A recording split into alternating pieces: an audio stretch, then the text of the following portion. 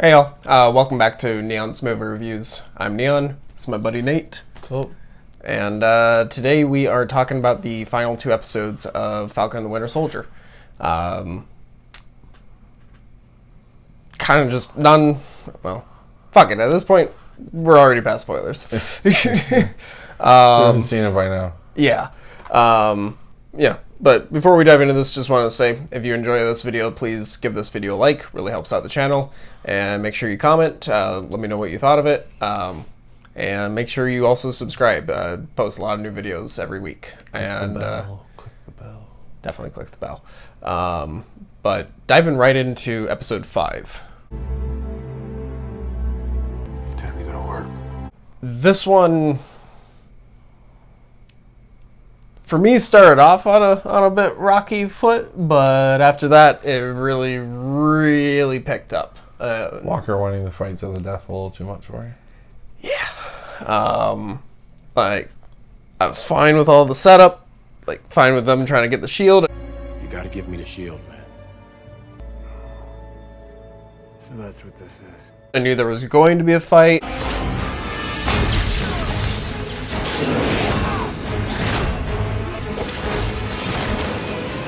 I love seeing him kind of just alone dealing with it all. Like, that was great in the moment, but him trying to murder Sam and Bucky, I felt was a little forced.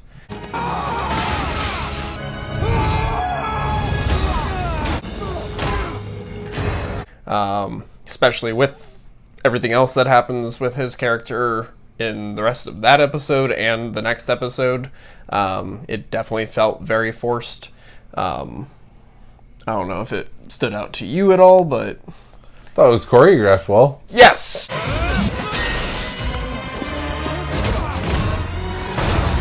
I was interested in the PTSD. You know, just him just trying to shake it all off, remembering, kind of mentally referencing the things that he had talked about with Lamar and what I thought was an airport before, where he was just, the things that we had to do to get out that day. Mm-hmm. Yeah, so as far as the motivation there to go that far, I did think it was a little lacking in power as far as a motivation. Right. But agreed. I thought the fight was very well shot and choreographed. Definitely one of the more entertaining fights. And we had some really good moments with Bucky and Sam, kind of just working together. And then what I thought was really nice was the rest of the episode, you just breathed with these characters. Just kind of lived with them for a bit. And really like John going to the funeral or the wake, and having that moment with Lamar's family, and him kind of lying to them that no, I got the guy that did it, Right. and it's just like, oh, okay, he's gonna go after revenge, like he's gonna go after try to actually finish this. Okay, I'm going to enjoy this. She's crossed that line, in my opinion. She needs to go. She's non-redeemable at this point. Bucky and Sam aren't willing to do it. Like, U.S. agent, get the fuck in there. I like the trial of him. Iffy on Val. Valentina Allegra de Fontaine. Actually, it's Contessa Valentina Allegra de Fontaine. Especially knowing that she's supposed to be Madame Hydra in the comics. You're not so big on the casting. I don't find her intimidating whatsoever. What about the purple streak in her hair? Not so much. No. It looks cool. It looks quirky. But not for Madame Hydra, in my opinion. Yeah, I've never been much for Julia Louis-Dreyfus, right? Yeah. But I'm the opposite. I actually kind of was like, all right, like, I was never a big Seinfeld fan, and any clips I see when her character is in there, I'm always like, man, like, has nothing against you as an actress. I just don't like the character you're portraying. Like, like, maybe if I'm not supposed to like this character, all right, awesome, you're doing a great job. It's the character I don't like. It's not your acting. And I've seen a couple clips of what was the thing she was it Veep that she was on? I think it was Veep. I've seen a couple clips of that, and I was like, well, whatever. I didn't think one thing, or I think I've seen a couple that I liked and a couple that I didn't, but never seen a whole episode. But then I actually didn't mind her in there. I was like, all right, it's an interesting choice. I'm willing to bite. See what happens. Yeah. I just don't feel intimidated by her, and I don't think I ever will. I don't know.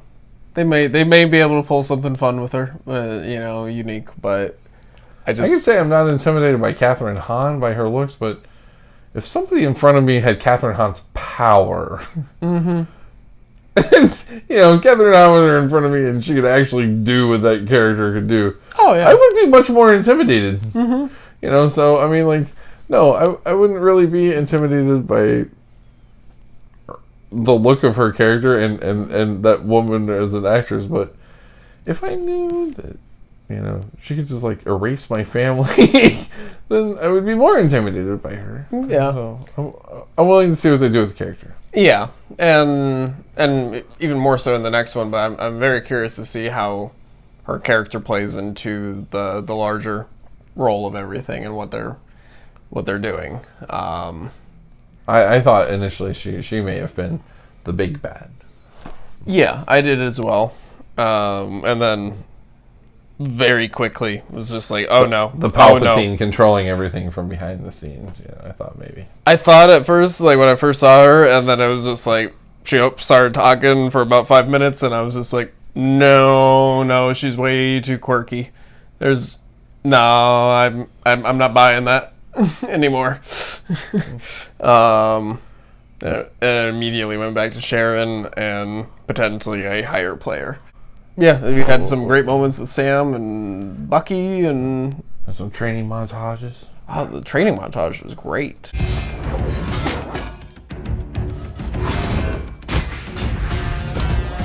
All the stuff on the boat was awesome.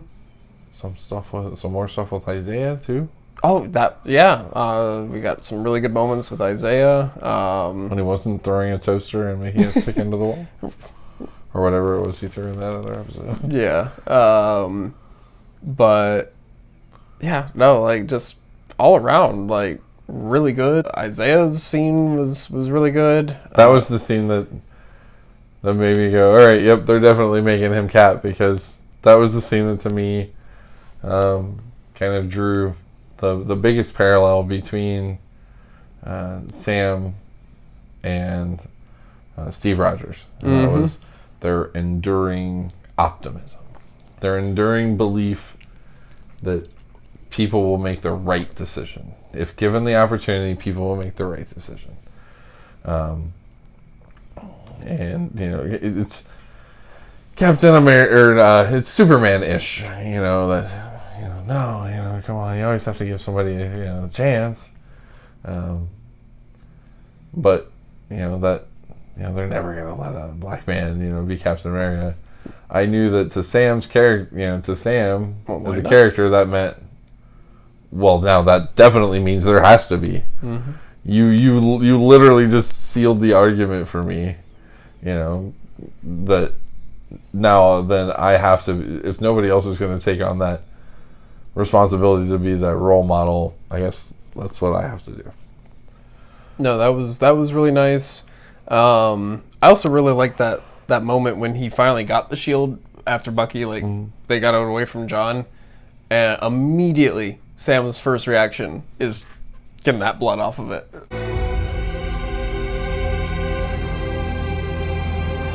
Like, he was just like, nope, this can't be on there.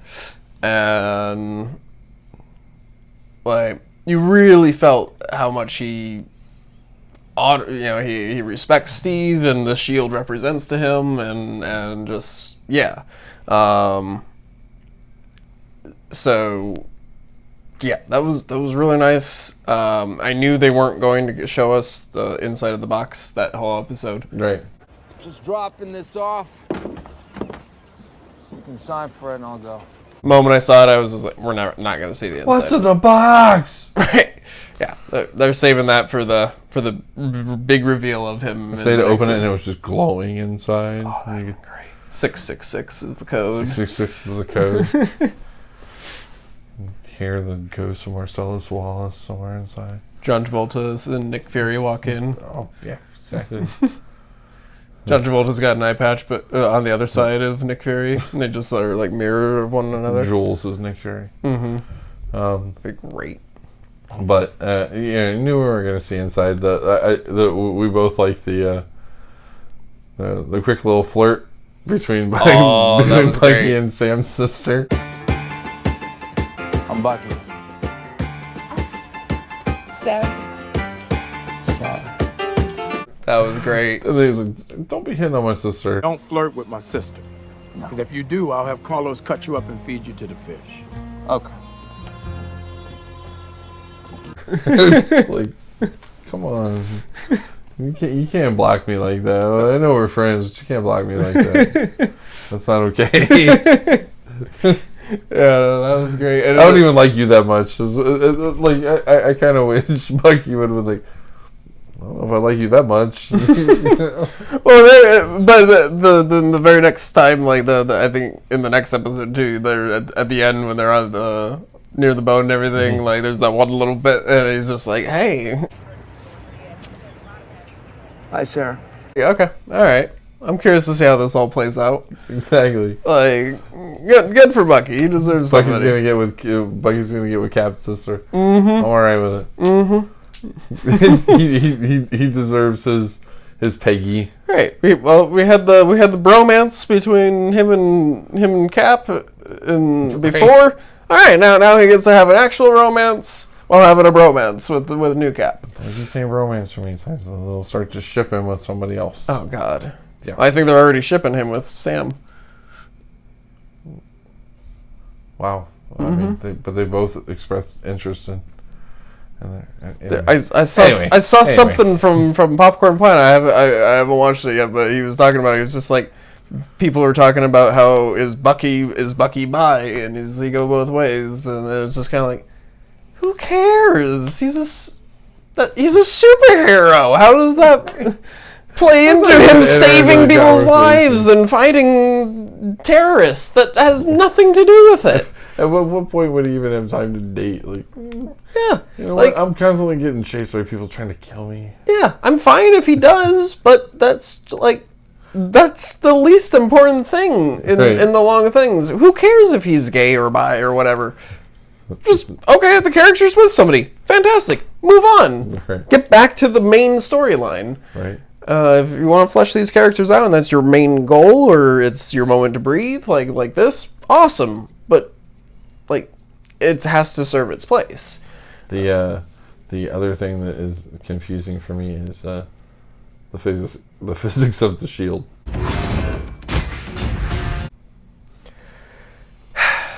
Sometimes it bounces off of trees. Sometimes it needs pads. Sometimes it sticks into trees if you throw it hard enough. They did the really lazy thing. It's got 2 armholes, which you got to put your arms through to catch it. Well, not even that. Like we'll get to that. But they lazily in Civil War they do that line where Spider-Man is just like that shield doesn't obey the laws of physics at all now, does it? And it's just like oh well, we said it, so it's all good now. No. It's just weird to me because it's supposed to be made out of a metal that absorbs all vibration, all impacts. Mm-hmm. So then when you slammed it against something, it would just absorb all of that inertia and just drop. Yeah, that's why it works so well to bash people around with or like stop a big blast coming at you. Like oh, that was anticlimactic. Yeah. And it wouldn't matter how hard you threw it. Right. Or what you threw it against. It would just constantly fall. Show me that Captain America. Show right. Like, well, give me this shield. He's like, that's great. It absorbs all vibration. He's like, We said it absorbs all vibration. Why did you just throw it at the wall? Did you think it was going to ricochet? Like, it's not. It doesn't cause vibrations. It absorbs them. You idiot. Exactly. You may not be the best one for the shield, actually. We gave the serum to the wrong guy, didn't we? Maybe we should have gone for someone bright and then made them strong. Right. But yeah. So we get the fix the boat montage, and then Bucky goes off, and the next time we see him, he's confronting Zemo.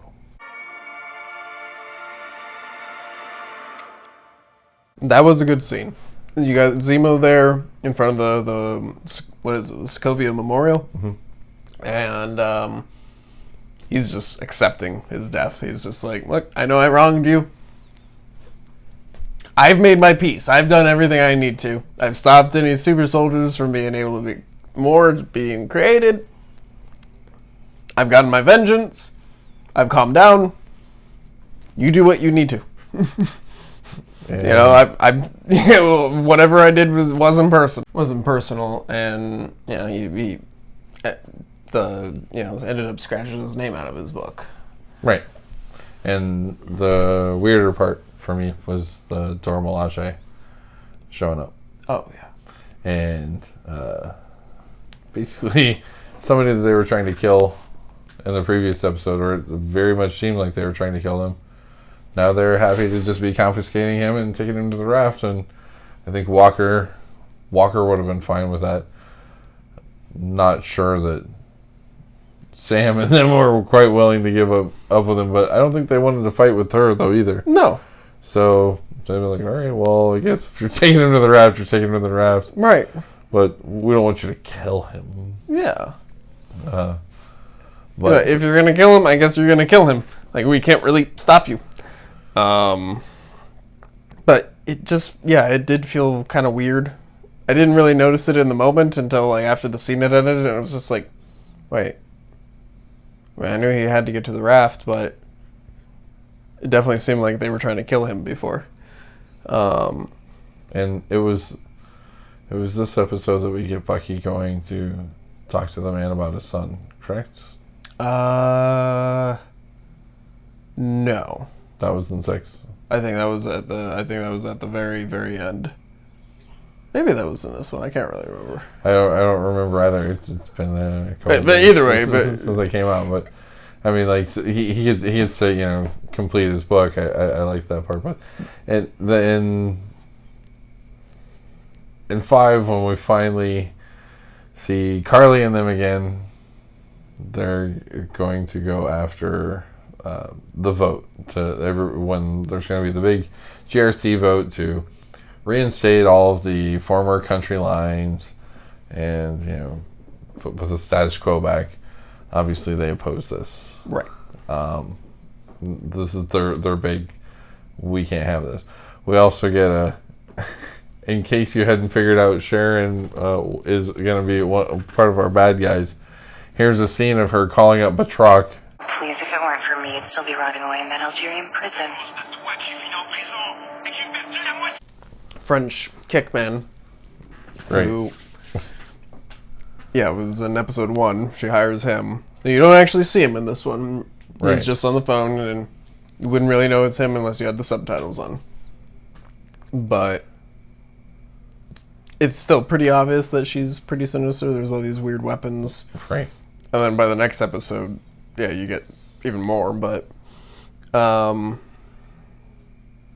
then, does she threaten his family in this one, or was that in episode 4? That was in the previous episode. Okay, and nothing ever comes of that. Right.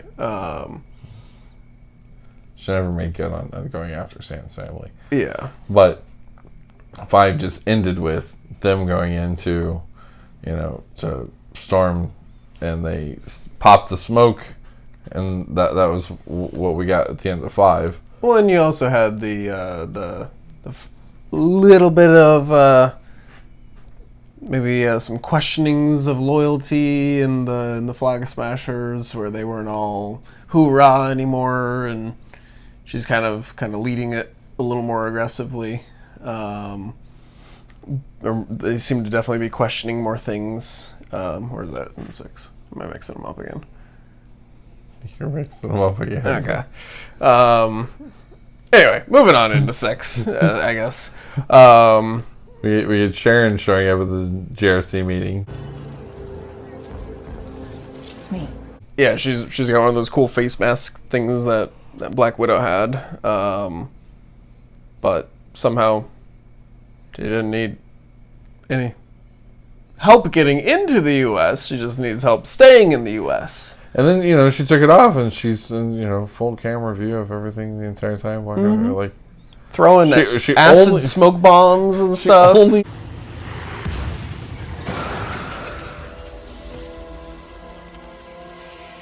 needed it to hide herself from Bucky and them when she originally walked up. This is the only person she's just really playing advanced peekaboo. But she's got some nasty weapons. Yeah, And they have one of the guys asked how she took him out, and I think she said like mercury sulfide or something like that. Whatever it was fairly effective. It reminded me of the stuff in The Rock. Yeah. It just, you got the weird bubbly thing. They just didn't show it as much, but I imagined it looked very similar. Does not seem like a... Not quite Smilex. Right. But yeah, that, like, she was pretty badass. She had some cool stuff. They try to play it like it's a big surprise when she's the power broker, and it's really obvious. Without our super soldiers, how much power does a power broker really have? More than you. Biggest surprise was that it was her that was doing the whistling and not Batroc, in my opinion. But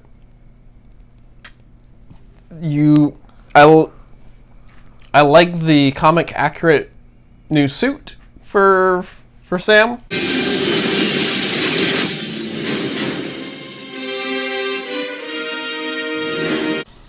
There's this one major flaw that has been pointed out elsewhere, but there's just completely exposed right here. Right. And here. All this is just completely exposed. Like the Wakandans couldn't give him some protection for his brain. Well, we know they don't ever wear helmets, any Wakandans. No, it's not like Black Panther had a his full head covered or anything like that. And they couldn't have given Falcon a technology like that or anything that a little ring. Or a force field or something. Yeah. Like They it looked like they straight up gave him like some cool Kevlar. It looks like fabric that it's on all over his body, and then he's just got the wings. Yeah.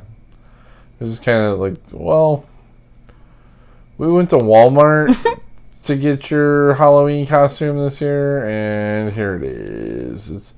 You're gonna inflate it. Get into it.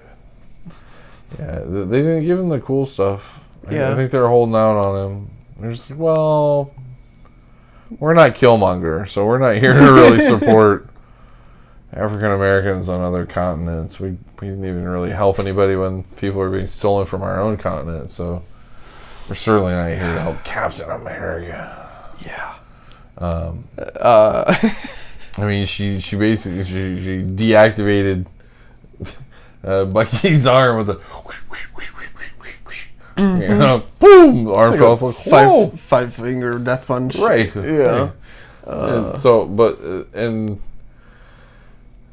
they get down in the basement. We get the, oh no, it's not Sharon,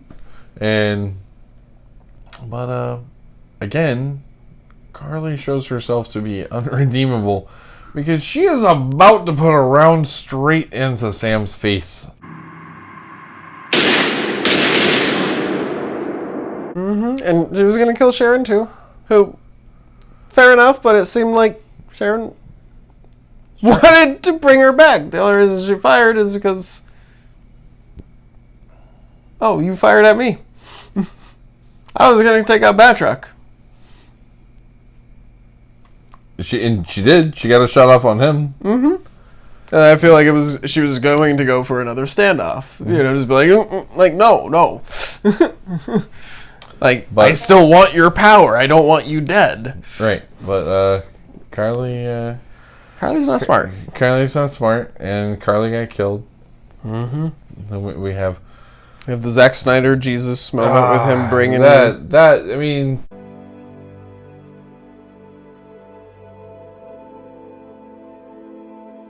I'll be honest. That part, I know a lot of people are grossed out by the speech he gives to the politicians, but for me, I was more grossed out from the wings full up, like bringing her down like he was a Valkyrie, and she was she was some figure to be emulated or sympathized with. Like, yeah, no, come on, like this is awful. Yeah, but I mean, we also got some good stuff going on though before all that happened, with John redeeming himself by going after the. You had a great scene truck. with John.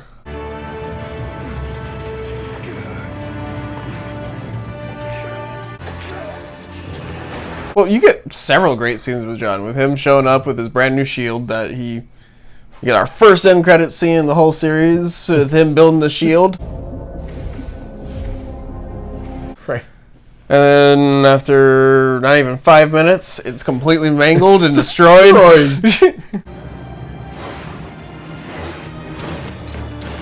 He did some damage with it, but yeah, it's it doesn't bounce. It's no.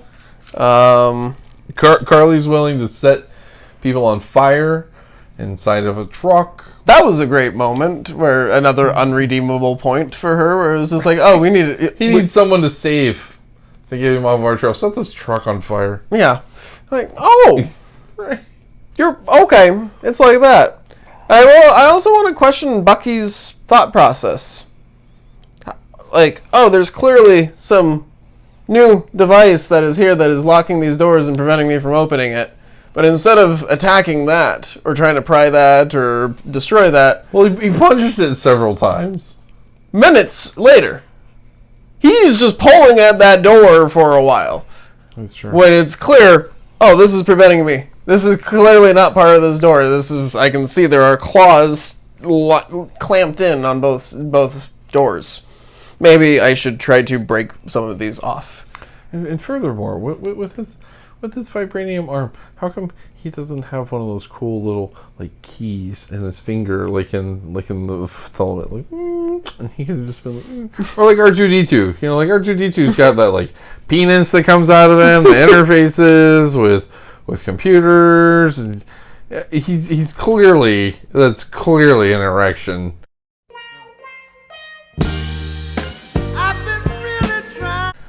It's a phallus. It's shaped like one. It goes into a female shaped, and he makes noise while it's going on. We know that the Millennium Falcon is a female robot that was very sexually active. That was sexually active and against robots being enslaved, and she's forever locked inside of the Millennium Falcon for the rest of eternity. Oh my god.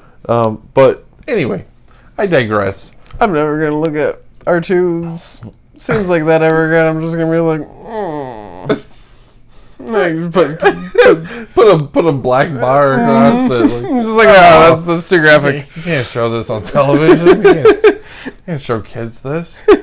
But I mean, like, yeah, but Bucky's just hammering away at that thing, and just like R2 finally gets the door ripped away from the armored truck. But I thought the progression that we've seen in Sam from, all right, I'm a guy that can shoot, and there's some wings that I know how to operate, through his kind of humiliating loss to Ant-Man, and Ant-Man he fought better. Helped out a little bit in Ultron. Right, Ant-Man really only had the advantage there because if you can go that small, you can get inside of their equipment. It's an unfair advantage. What's Sam supposed to do against that? Right. And then to how we see him using everything in the fights now. We had specifically talked about when he uses the shield. He braces himself with the shield, and his wings flip around and come out and dig into the concrete behind him. That was that was so nice. That's so amazing moment. I thought that was awesome. That was great.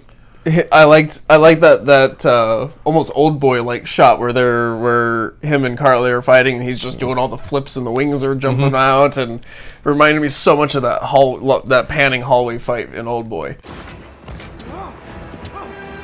I like that. We got another him with a helicopter. Oh yeah, scene that was great. Nice little callback, an upgrade to his encounter in the first one. Bigger stakes, and he handles it so much better. Almost an Iron Man moment too, with him like looking up who's on there, talking with Red Wing, and felt very Iron Man as well. Right. But unlike Iron Man, he got the people to help out as well. Kind of saved themselves a bit. But I do want to say, though, because I know I'm not going to remember it later, when he takes out the guy from the helicopter, drops him into the harbor, at the end of the episode, we get that really cheesy moment where the guy is just like, "We found the guy in the harbor. You're ready to go pick him up?" It felt like I almost expected the Richard Donner Superman theme to start playing there. That's how it felt. It was just like, oh wow, okay, fine, you've earned it at this point, but this is a little cheesy. But I love that moment though with John, where he finally tries to save the doesn't go for the revenge. He tries to save the truck. You're really happy for him, and then they all attack him, and you're just like, no! Right. And you get another Iron Man moment from Cap, with him basically recreating the homecoming boat sequence.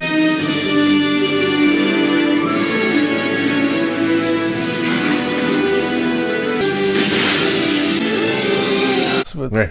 We'll push it up with Red Wing and my wings. And then you get him with a pretty fun fight scene, taking out the couple of other flag smashers. I do like the scene with Bucky and the one dude with the not the rebar, but the big fucking piece of steel. It was the parking meter. Well, there was that, but then there's he's got that big giant piece that he jumps down with. But yeah, that was a really fun fight. My favorite part of Carly's accomplices is when they're walking them out to their detainment truck, and one of the SWAT guys. Well, even before you get there, I love how they use the app against them as well. I just saw where they were going. It was just like, fuck yes, it's right there, yeah. You get them just being more sassy against John, him doing the Lincoln line, and it's just like, Lincoln? It's just like, yeah, great man, great line. Not when it comes from you. Right. But yes.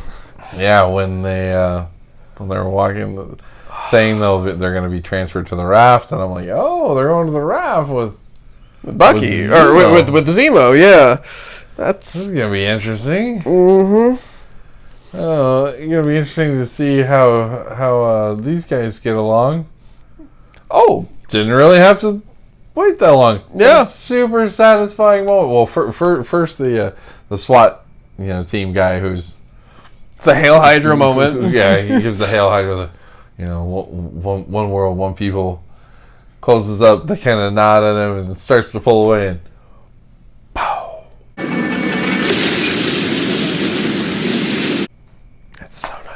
And you get the pan over. It's the fucking evil Alfred Butler.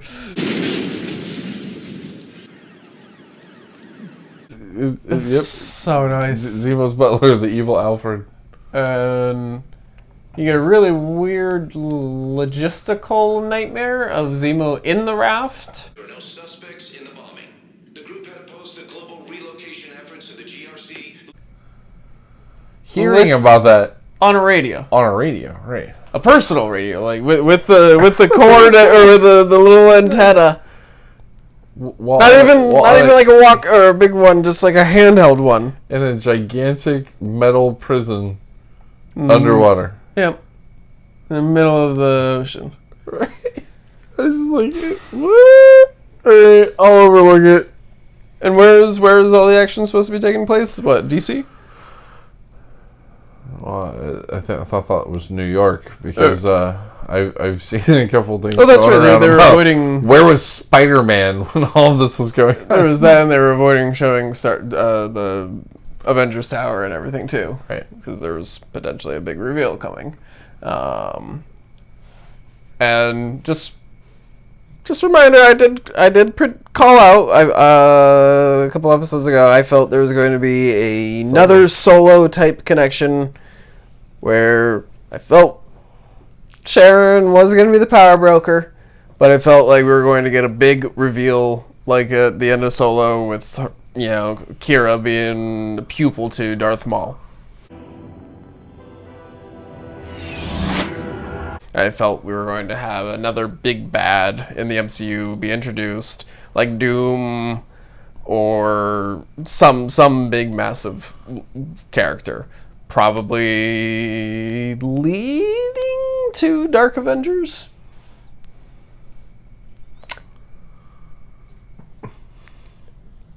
It's from 4chan, not been proven, but there's a leak. I don't know how true it is, but it seems to kind of line up with other reports that I've seen from prior years and the kind of fallout negotiations with Sony. But apparently the big end reveal after Sharon gets her in her end credits scene where she gets her pardon and she, full reinstatement back into S.H.I.E.L.D. and everything. She makes a phone call and she's talking about all the access that she's going to have. When hears that somebody is talking to her, but we don't hear that what they say or who it is. And supposedly it was supposed to be Norman Osborn, played by Willem Dafoe. There was just logistical nightmares getting him involved, and then they were just like, you know what? We got a Spider-Man movie coming out pretty soon. Let's not introduce Goblin not in a Spider-Man movie. And that's kind of why there were gas bombs and a bunch of other things and a lot of green and gas and kind of just paving the way to just be like, hey, get ready for a lot more of this stuff. And it's just like, that'd be really cool. It'd also be kind of really kind of convenient if it all panned out, because I don't feel like Sony would give up the character to them. Well, I mean, you did mention another character, and they're also associated with the color green. Doom, yeah. So, I mean, I'm gonna go that route. I know Doom would be great for Black Panther to deal with, right. or and we've spoken before about how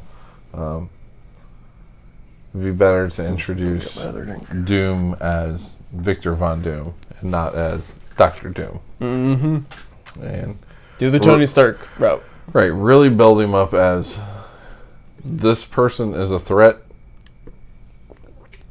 and you're gonna know they're a threat, and you don't need to see that they have superpowers. We're going to make you feel their influence and their power before we ever show you their influence and their power. Mm-hmm. They're scary without that. Once they get to superpowers, now they're unstoppable. Right. Victor, is a very skilled sorcerer in and of himself. Your average viewer may not, they may recognize the, oh, Dr. Doom Terrafall, or, they may recognize his super villain persona and not know much about his power set or things like that. So for a long time, you could build him up as that threat before we ever show you what he's really capable of. Yeah. And along with, since you're talking about like some rumors, one of the other things that came out and that we were talking about earlier was, I know this doesn't have to do with Falcon and Winter Soldier, so maybe I shouldn't talk about it. But the apparently how they're going to be treating, since we're talking about Doom, how they could be treating Black Panther 2. And you and I were talking about it, and maybe we should call it now. We thought the idea could be great. The way that you could show a loss for the actor, Chadwick Boseman, and create a Black Panther 2 without needing to Tarkin him in, without needing to recast him, or even really address that what he's up to, right? Or address what he's up to is show us a movie taking place in Wakanda during the blip. Yeah, give us a story of, was there a Black Panther? Did anyone take that mantle? Wow. What happened in those 5 years with no king? There had to have been this crazy stuff going on. Right. So show us, is that where Ryan Coogler's going to go with this? And I think that would be a genius and respectful way, because you can show that loss. We can feel that loss for that character, for that king. And I wasn't friends with the man. He wasn't my coworker. So, and I'm not opposed to a character being recast. Right. Terrence Howard was recast. Dumbledore was recast. I mean, like there have been a lot of people who have been recast in major franchises, and but I wouldn't have a problem with, or I would find it to be respectful. I shouldn't say I wouldn't have a problem. I would find it to be respectful to, okay, fine. This is a wonderful way to do a movie, to do a sequel.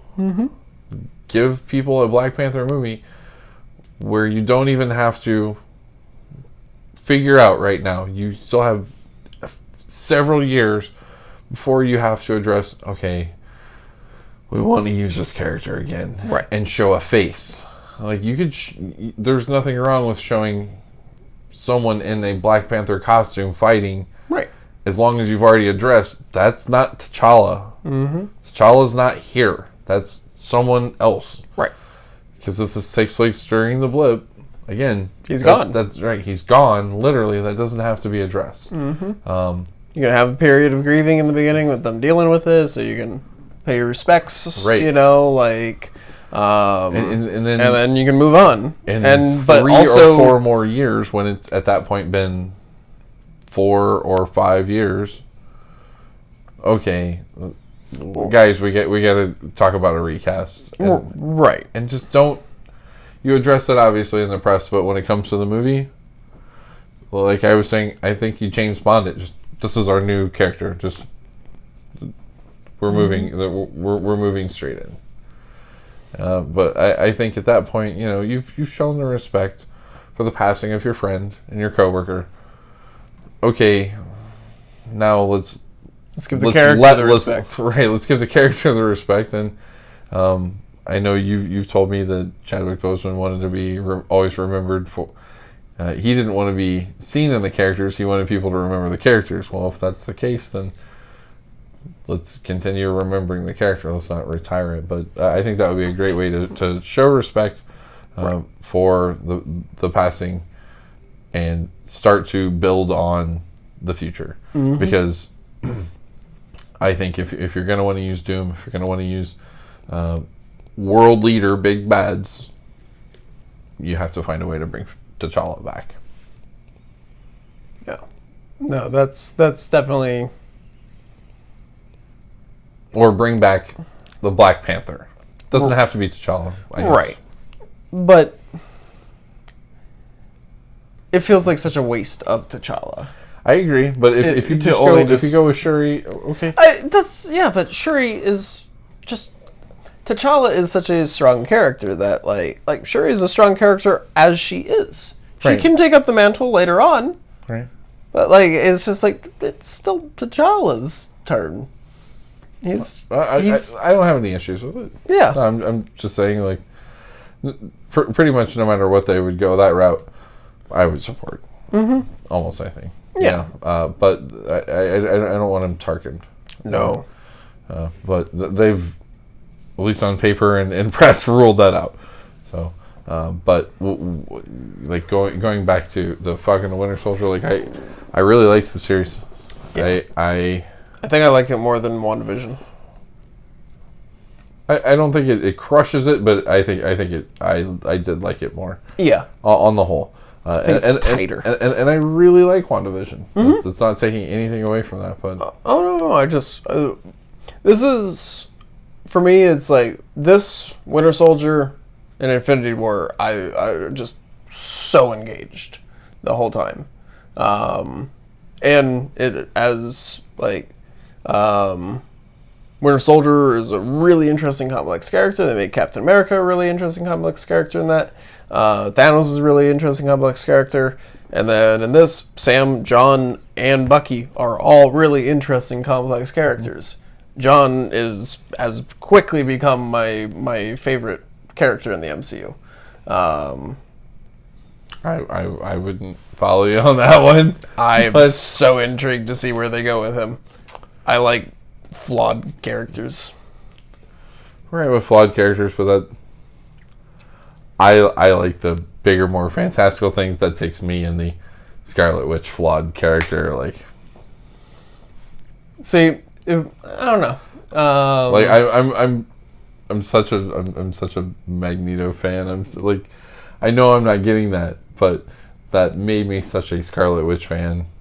I never really got into Quicksilver, but Scarlet Witch's power set is way cooler than his. So, I want to see this character finally just portrayed big, and I mean it's to me that would be like any huge Jean Grey fan wanting to see Dark Phoenix done correctly.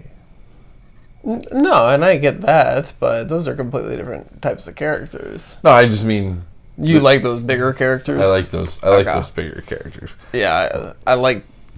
See, those are fun, but usually those power sets and stuff like that kind of take me out of it a little bit. So like, I like the more grounded Galactus and the Beyonder and I'm watching a fantasy. That's why Thanos impressed me so much. Is like I looked past the CGI. I looked past the big giant purple blue ball chin, Scrote. like chin scrote. I looked past all that. I looked past all the alien worlds and fantasy elements and stuff, and I was just like, this is great.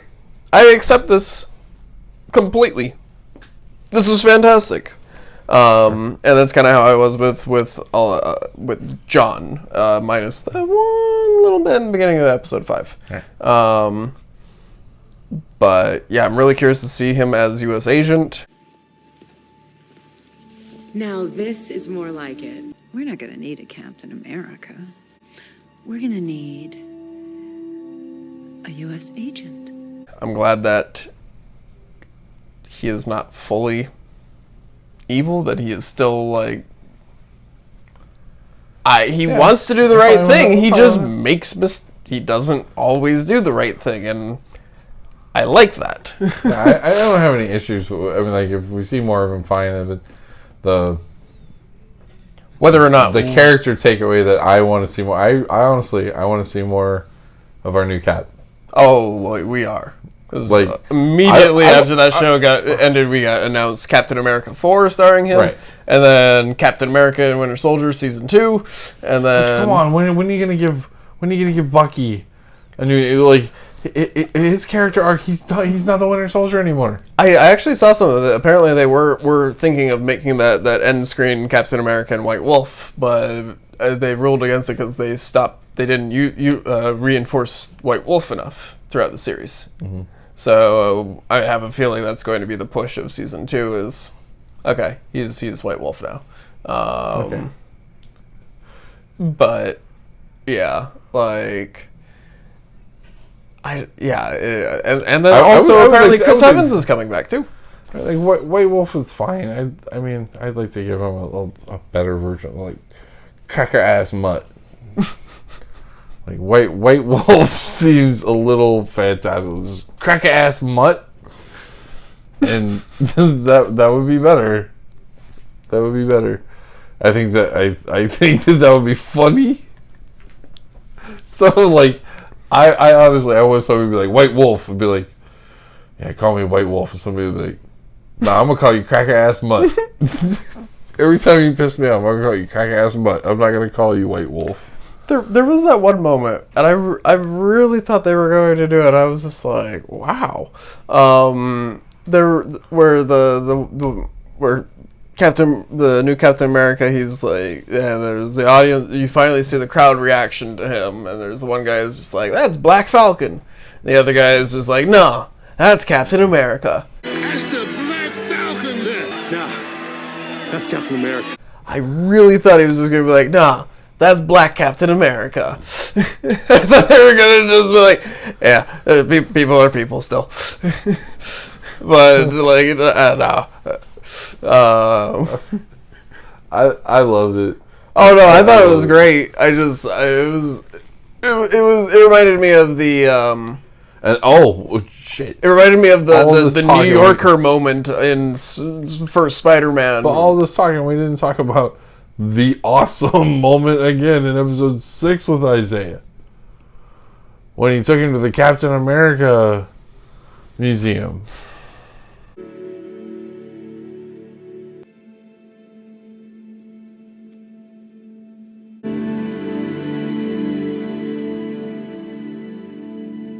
So how do we miss talking about that? It shows him the statue of him in the Captain America museum. And then we immediately cut away.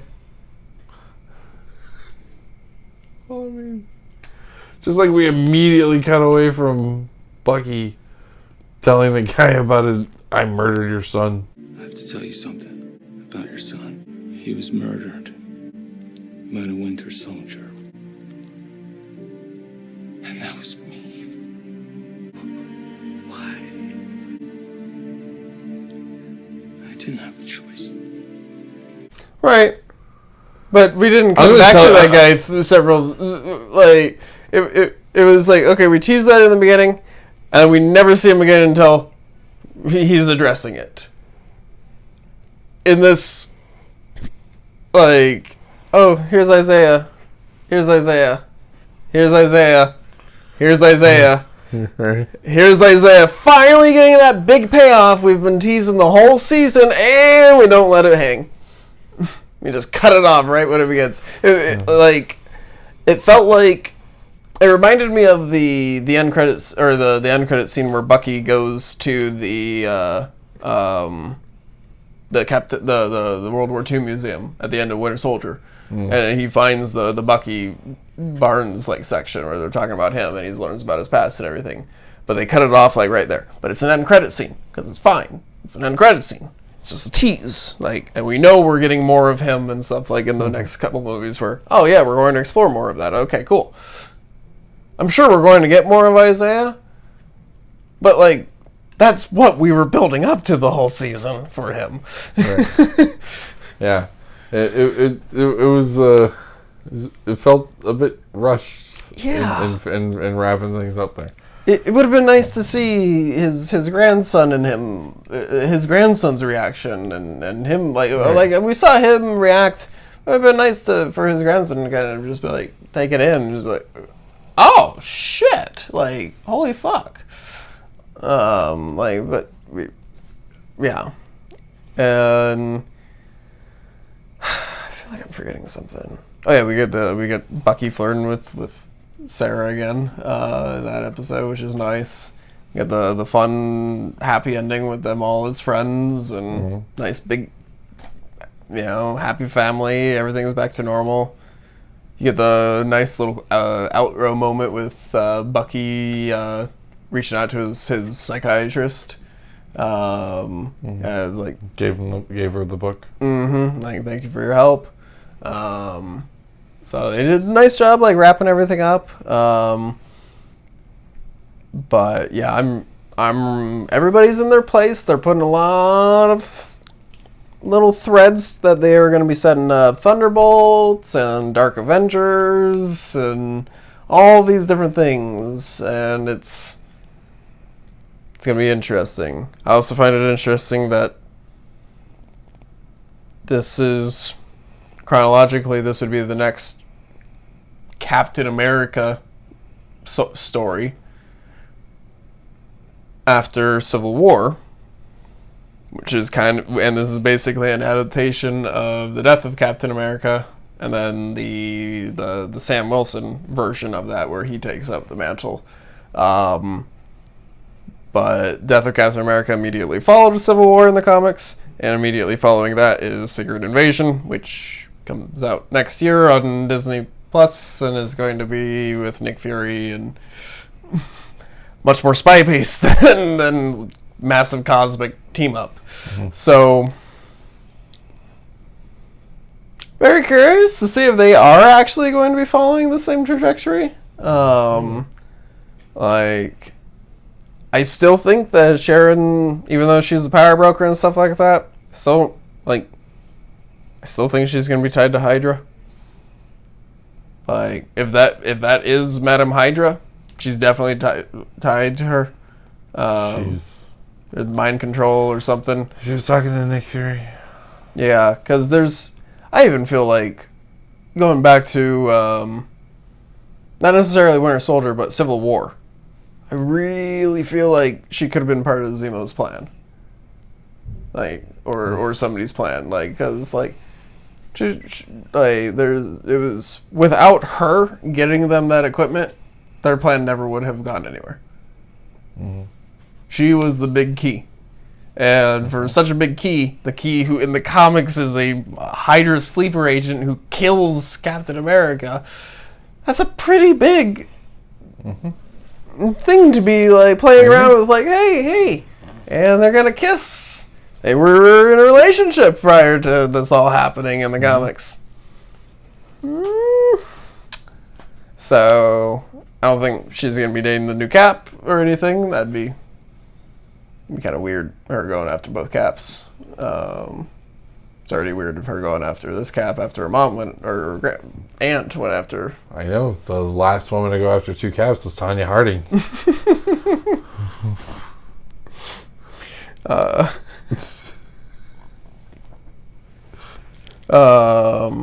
Nancy Kerrigan knows what I'm talking about. I'm trying to think. What else happened? Is there really anything else? Okay. Not that I remember. Yeah.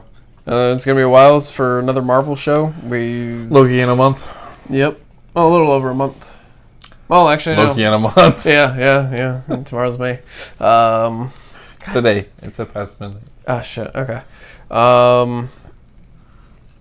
So yeah, we'll be back in about a month to talk about this. But there's a couple other things we're going to be talking about here in the next couple of weeks. Sunshine. Yeah, definitely that. But thank you all for watching. If you enjoyed this, make sure you give this video a like. Let me know what you thought of this series down in the comments, and kind of these two episodes especially. Kind of where you think they're going with the series. If you think we're completely wrong, let me know. But make sure you subscribe and hit the little bell in the corner as well. Stay safe, all. Bye. Later.